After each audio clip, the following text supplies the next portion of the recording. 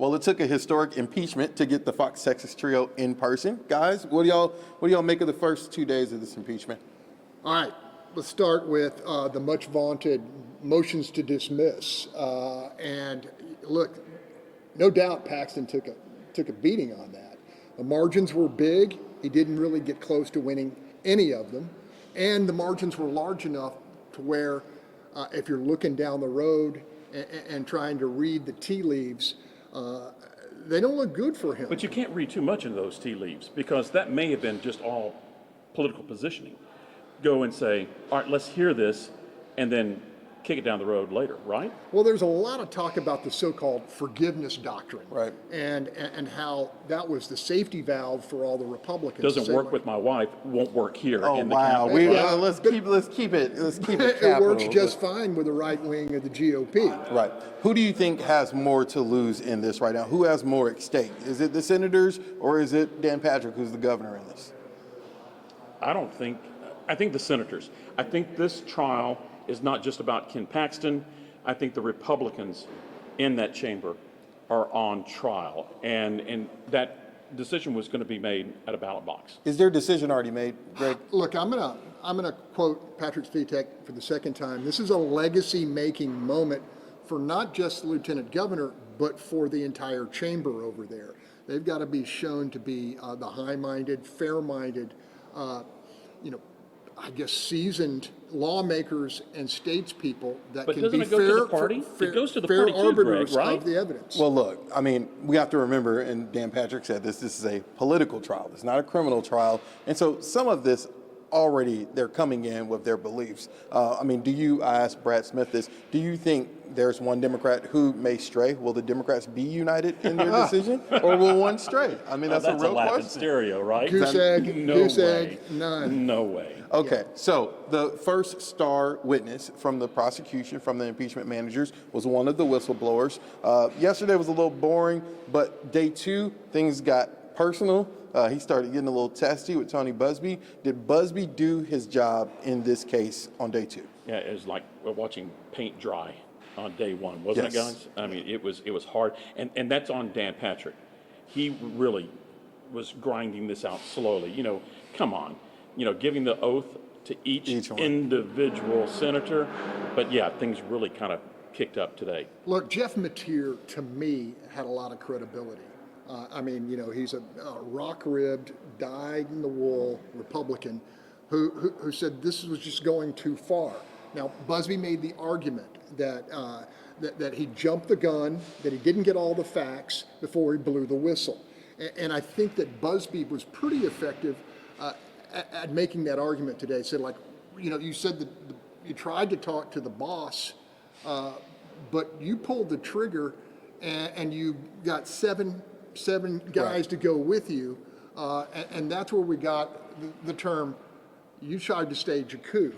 Now that didn't play with me because Mateer resigned first, then he wasn't a cops. disgruntled, fired employee. But that's why Buzbee is a sought-after defense attorney, because what does a good defense attorney do? Well, if the evidence against your client is pretty stout, you go after the evidence, you try to discredit it, then you muddy the water, distraction, and just create that reasonable doubt. And all you need is just a couple of, 4 Republicans? Really, he just needs 4 Republicans to have.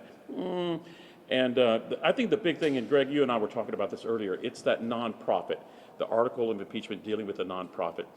Buzbee had a win on day 2, raising doubt in regards to, there was a legitimate review that Mateer actually signed off on into that nonprofit. Now, the question for me is, are we going to hear testimony that legitimate review morphed into some kind of special favoritism? And I think we're going to be heading to that in day 3. But the clock is ticking.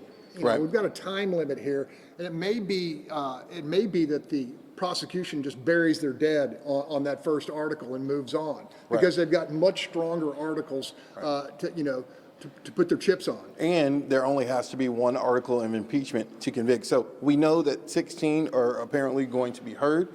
Do you guys think, and I know this is putting the cart before the horse, we're only finishing day 2, but do you guys think that as of right now, Ken Paxton may be convicted on at least one article? If I had to bet, and if I were a betting man, I'd say the defense has a lot of work to do.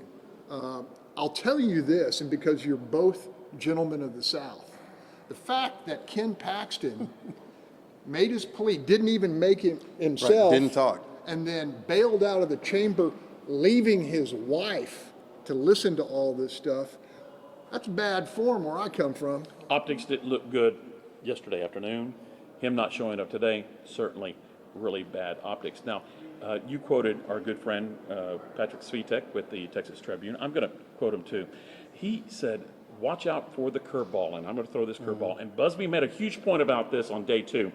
Well, Ken Paxton hasn't been indicted by the feds with all that information that the whistleblowers gave you yet. That's Could a we big yet. see a grand jury? We know a grand jury reportedly is looking into it right now. Wouldn't that be something? Look, Before this thing is over, a federal indictment against the Ken feds Paxton are happens. already building information. This is just basically Discovery, doing right? the work for them. Right, it's We discovery for them. talked about this last night of on the federal side of things, and not saying Ken Paxton will be convicted on the federal side, but on the federal side of things, they're getting a cheat sheet. They're getting cliff notes from every time someone testifies in this trial. They're getting can go back to the transcript and be able to reference that. Yeah, but to go back to what Rudy said, there's been kind of a tradition that you don't drop indictments ahead of an election. But this is not ahead of an election. Right. This is during a state impeachment trial. But Ken Paxton is treating this like an election. There you go. We heard reports today. He's trying to do a Trump, raise campaign. money on this, and why not? Donald Trump made a lot of money, still making a lot of money on his mugshot, and I'm sure Ken Paxton is hoping to kind of, maybe not make the big payday, but he's asking his supporters to, cash out. Now, the question is that how much money really make? Because Right. a lot of supporters, everybody was expecting this place to be packed with Paxton supporters, and that hasn't happened I was yet. just about to ask that. Now, day one, of course, this is the first time in 106 years where a statewide official is facing an impeachment trial. First off, the gallery wasn't as packed as many expected it to be on day one. Day two, I mean, each member of the media could probably have their own row if you really looked at it. Is the public not interested in this anymore? They found or- out that the golden ticket didn't include chocolate, right? Yeah. Is public interest lagging already, or was the hype too big for this? Look, I don't know how many Texans as a whole, are paying attention to government at all. I mean, it's a larger picture. I think it's less than half. Most folks are just worried about making their minimum payments, keeping their head down, going to work, getting their kids educated, and don't have a lot of time because, frankly, I'm not sure they believe that if they get involved, it's going to make a difference. And that's sad. That may be a little cynical on my Right. part, but It's the reality.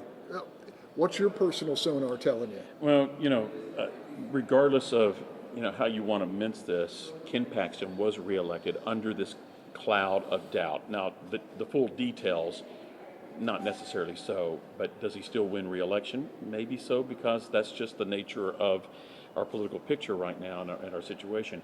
But I agree with you, Greg. I think that the majority of people, other than the political junkies like us, are watching this. But for most of the people, they're more concerned about the fact that it's costing $50, $60, $70, $80 to fill up your car. Eggs, a dozen eggs. Wow. A trip to the grocery store. You better use it on the credit card, or you better have money. Those are the things that people are concerned about. I'm going to pull a page out of the book of Rudy Koski. We're going to end with one word. What is your one word so far in the first 48 I'm gonna pass hours? to Rudy, because I need. Oh, you want to see what? Because Rudy's we're the putting you on the founder. spot. Are you going to use a hyphenated word? Are you going to use 2 words, 3 words? First 48 hours of the impeachment. What's your one word? Checkmate. Good word. Yours? Undecided. I'm not giving y'all one. So we're going to wrap this thing on up. The Fox Texas Trio, you Dodger. can watch us. Dodger. Not Dodgers. Go Trio. Braves. The Fox Texas Trio, you can watch us every Sunday night on Fox 7 in Austin, Fox 26 in Houston, and Fox 4 in Dallas. Go Stros. Go Stros. We're not going to say that. And also, download the Fox local app. Thank you. Continue to watch our team coverage on YouTube and all of our platforms.